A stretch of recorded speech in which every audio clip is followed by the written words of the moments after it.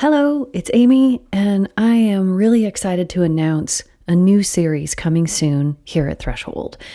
It's called The Corridor, and in just a minute you'll hear the trailer, which will give you a sense of what it's all about.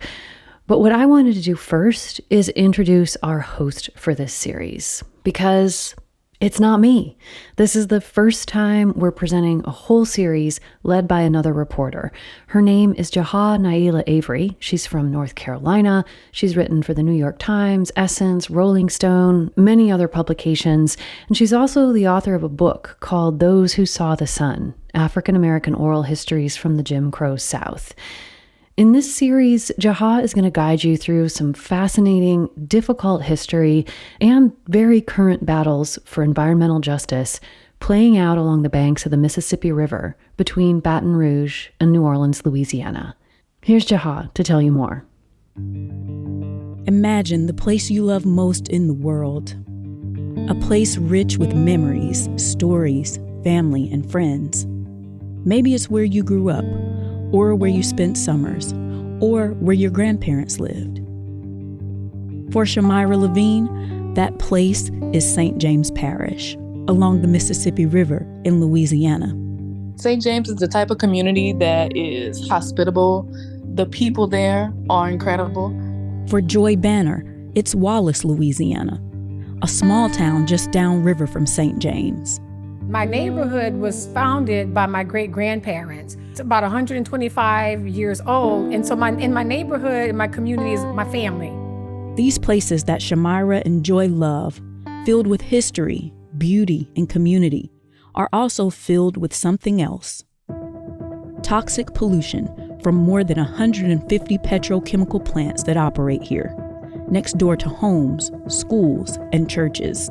We have one of the highest concentrations of industrial activity of anywhere in the U.S. If you go in your backyard in any suburban area, on the other side of your fence, there's another neighbor, right? There's another house, another backyard. What we're talking about is on the other side of that fence, a tank farm. These plants produce things we all use every day. Petrochemicals are everywhere. They are the basis of glues and detergents and plastics like water bottles and phone cases and eyeglasses. But they also produce a lot of pollution and waste that endangers the lives and health of the people who live next door. People who face some of the highest risk of cancer in the nation. People who have had to fight for decades for their concerns to be taken seriously.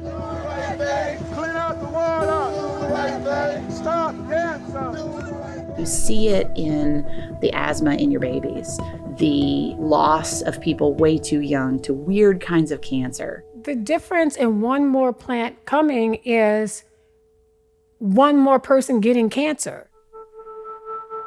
And today, as the federal government tries to erase the whole concept of environmental justice, we're taking you to one of the epicenters of industrial pollution and community resistance. What's happening in Louisiana now is rooted in history and in systems that have served some people really well and others not at all. We're trying to change something that has been flawed for decades. The community has been there since shortly after the Civil War. They've been impacted by petrochemical pollution for 100 years. But for just as long, people have been resisting and fighting for a future in the place that they love. When God created this area, He created a touch of heaven.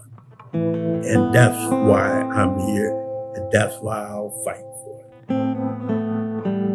it. Coming soon from Threshold, The Corridor, a podcast about history, pollution, and resistance on the front lines of America's petrochemical industry.